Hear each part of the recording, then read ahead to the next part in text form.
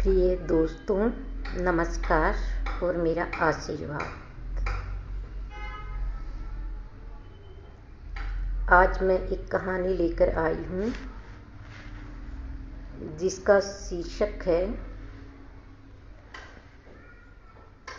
रोटी, बेटी और प्राण। जरा सुनिए। किसी गांव में पिंकी नामक एक सुंदर लड़की रहती थी और उसकी मित्र थी एक छोटी सी चूहिया जिसका नाम था मिंकी। पिंकी और मिंकी में गहरी दोस्ती थी। जब वह मिंकी के साथ खेल रही थी तो उसकी माँ ने उसको डांटते हुए कहा, तुम हमेशा इस जानवर के साथ खेलती रहती हो जो हमारे किसी काम का नहीं। जाओ यहाँ से कुछ लकड़ियाँ लेकर आओ जो बाहर के आंगन में पड़ी हुई हैं।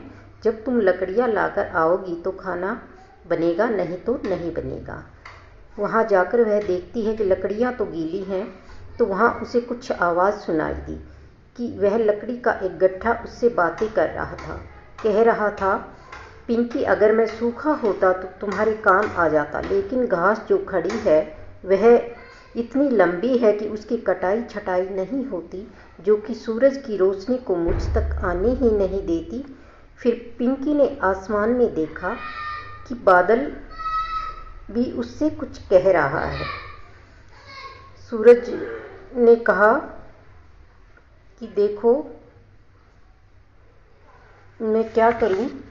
बादलों ने तो मेरा रास्ता रोक रखा है। मैं ज़मीन पर अपनी किरणें भेज नहीं पा रहा हूं। फिर बादल ने कहा, मैं यहाँ से हट जाता हूँ, पर मेरा रास्ता हवा ने रोक रखा है। जब पिंकी ने हवा की तरफ देखा तो कहा कि तुम्हारे राजा ने जो महल बनवाया है वह इतना ऊंचा है कि मुझे बहने ही नहीं देता और मैं अपनी दिशा बदल देती हूँ। हवा की इस उत्तर से पिंकी स्तब्ध हो गई। बाद में पिंकी ने देखा राजा अपने महल के झरोखे में खड़ा हुआ है। तब पिंकी ने सोचा, राजा भी मजबूर होगा। उसकी रानी के पास तोता है जो रानी को कहानियाँ सुनाता रहता है और रानी इतनी व्यस्त हो जाती है उसकी कहानी सुनने में कि दरवाज़ा ही नहीं खोलती। तब पिंकी ने तोते को देखा तो तोता बहुत ही सुंदर था और वह पिंकी से कहने लगा कि मैं तो बहुत ही सुंदर और हरे जंगल में रहता था, जहाँ वह जंगल हमेशा सुगंधित फल फूलों से सुसज्जित था और पेड़ की शाखा पर जब मैं अपना घर बनाना चाहता था, लेकिन उस पेड़ की शाखा तालाब की ओर झुकी थी, लेकिन तालाब के देवताओं ने मुझे डराकर वहाँ से भगा दिया और मैं नए स्थान की तलाश में रानी के महल में आ गया और रानी को सुंदर सुंदर कहानियाँ सुनाता रहता हूँ।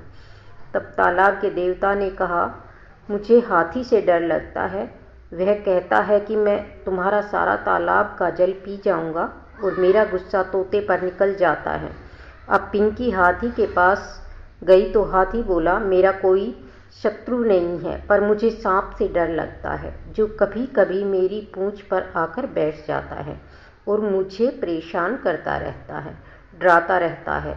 तब मेरा मन करता है कि मैं तालाब का सारा पानी पी जाऊं और अपने ऊपर छिड़क डालूं, जिससे कि यह सांप हट जाए। तब पिंकी ने सोचा, एक सांप के सामने इतना ताकतवर हाथी भी कुछ नहीं है।